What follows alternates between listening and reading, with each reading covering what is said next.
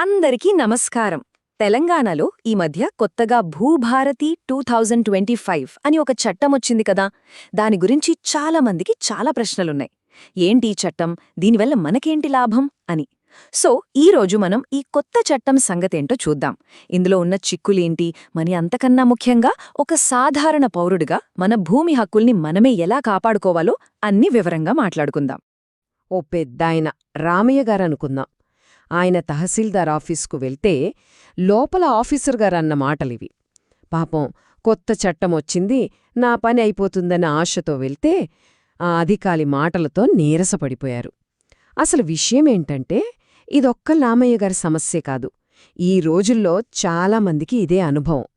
ఇంతకీ ఈ అధికారులు ఎందుకిలా చెప్తున్నారు? దీని వెనకున్న అసలు కథేంటి?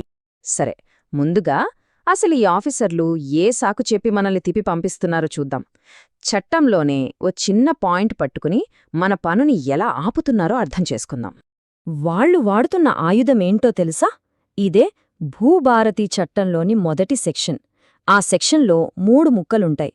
ఒకటి, ఈ చట్టం పేరు భూభారతి 2025 అని. 2, ఇది తెలంగాణ మొత్తం వర్తిస్తుందని.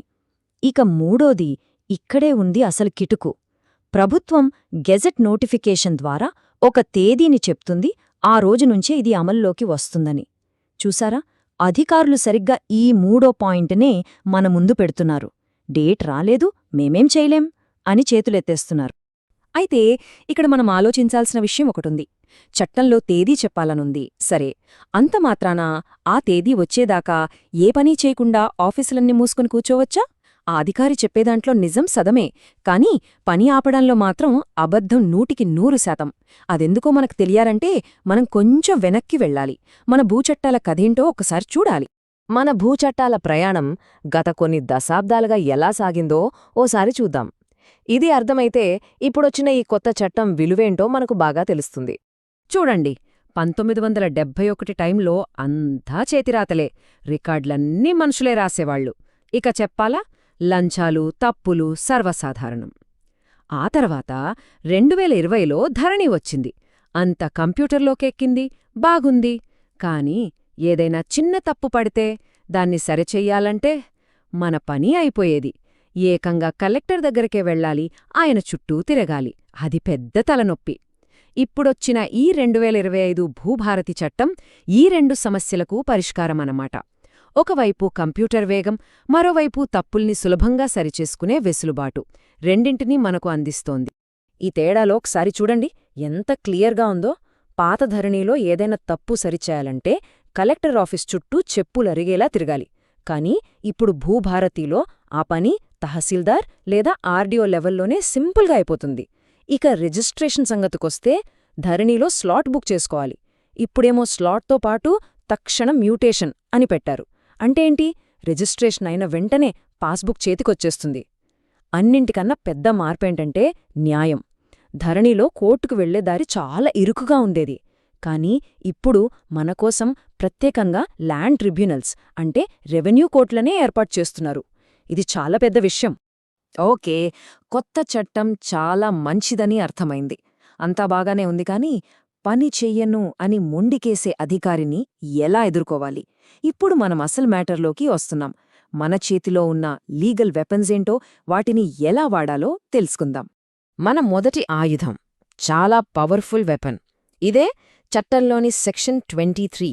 దీన్ని సేవింగ్ క్లాజ్ అని పిలుస్తారు. సింపుల్గా చెప్పాలంటే దీని అర్థమేంటంటే, ఒక కొత్త చట్టం వచ్చినంత మాత్రాన పాత పనులన్నీ ఆగిపోవు. కొత్త రూల్స్ పూర్తిగా సెట్ అయ్యే వరకు పాత పద్ధతిలోనే పనులన్నీ కంటిన్యూ అవ్వాలి అని చట్టమే చెప్తోంది. ఇది చాలా కీలకమైన పాయింట్. సో ఈసారి ఆ అధికారి మళ్ళీ అదే పాతపాట, కొత్త చట్టం డేట్ రాలేదు అని పాడితే సూటిగా, ధైర్యంగా ఈ ఒక్క ప్రశ్న అడగాలి, అంతే. ఈ ఒక్క మాటతో విషయం తెలుసని, అంత తేలిగ్గా పక్కదారి పట్టించలేరని ఆయనకు అర్థమైపోతుంది. ఇక మన రెండో ఆయుధం, ఇది ఇంకా పెద్దది. సాక్షాత్తు భారత రాజ్యాంగం. దానిలో ఆర్టికల్ 300A అని ఒకటుంది. అదేం చెప్తుందంటే, చట్టప్రకారం తప్ప ఎవ్వరూ మన ఆస్తి హక్కును లాక్కోలేరు. ఇప్పుడు ఆలోచించండి, ఒక ప్రభుత్వ అధికారి కావాలనే మన పనిని ఆలస్యం చేస్తే అది మన ఆస్తి హక్కును అడ్డుకోవడమే కదా? అంటే ఆయన చేస్తున్నది కేవలం నిర్లక్ష్యం కాదు, ఏకంగా రాజ్యాంగ ఉల్లంఘన. ఇక అస్సలు విషయానికొద్దాం. ఒకవేళ అధికారి డైరెక్ట్గా లంచం అడిగితే ఏం చెయ్యాలి? భయపడాల్సిన పనే లేదు. ఎందుకంటే ఈ కొత్త చట్టం ఇలాంటి అవినీతి అధికారుల పట్ల చాలా చాలా కఠినంగా ఉంది. చూడండి, ఈ భూభారతి చట్టంలో సెక్షన్ 20 అనొకటుంది.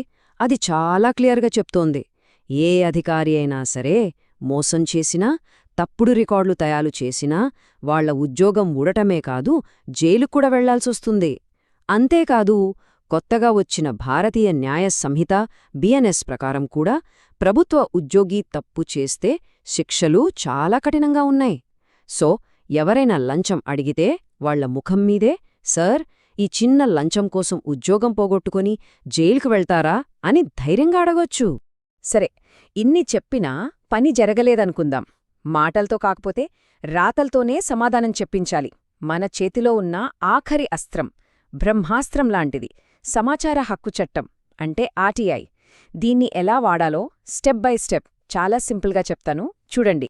ఒక మామూలు తెల్ల కాగితం తీసుకోండి. పైన తేదీ, ఊరి పేరు రాయండి.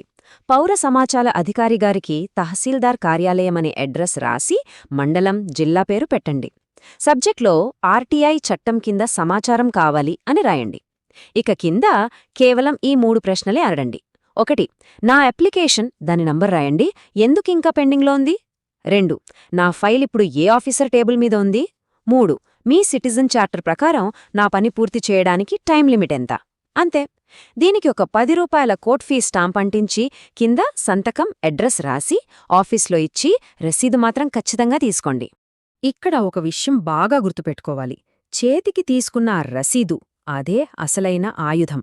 ఎందుకంటే ఆ రసీదు మీద ఉన్న తేదీ నుంచి కౌంట్డౌన్ స్టార్ట్ అవుతుంది. సరిగ్గా 30 రోజుల్లోగా ఆ అధికారి రాతపూర్వకంగా జవాబు ఇచ్చి తీరాలి. అది వాళ్ల చట్టపరమైన బాధ్యత. ఒకవేళ 30 రోజులు దాటినా జవాబు రాలేదనుకోండి, అప్పుడేం జరుగుతుందో తెలుసా? ఆలస్యం చేసిన ప్రతి ఒక్క రోజుకి ఆ అధికారి తన జీతం నుంచి 250 రూపాయలు ఫైన్ కట్టాలి. చెప్పండి, ఏ ఆఫీసరైనా తన జేబులోంచి డబ్బులు కట్టుకోవడానికి ఇష్టపడతాడా? అస్సలిష్టపడడు. అందుకే ఆర్టీఐ అంటే వాళ్లకంత భయం.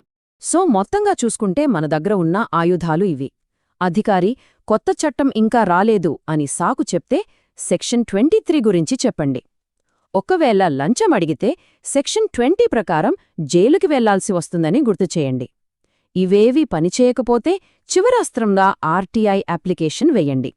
చూశారా, వాళ్ల ప్రతి సాకుకి మన దగ్గర ఒక సమాధానముంది. అందుకే రామయ్యగారిలా ఎవ్వరూ నిరాశపడాల్సిన అవసరం లేదు. ఇప్పుడు ధైర్యంగా ఆ ఆఫీసర్ రూంలోకి అడుగుపెట్టండి. ఎందుకంటే చట్టం మీ వెనకే ఉంది. గుర్తుపెట్టుకోండి, చట్టం గురించి తెలుసుకోవడమే మన అతిపెద్ద బలం. ఈ సమాచారం మన హక్కుల్ని కాపాడుకోవడానికి ఉపయోగపడుతుందని ఆశిస్తున్నాను.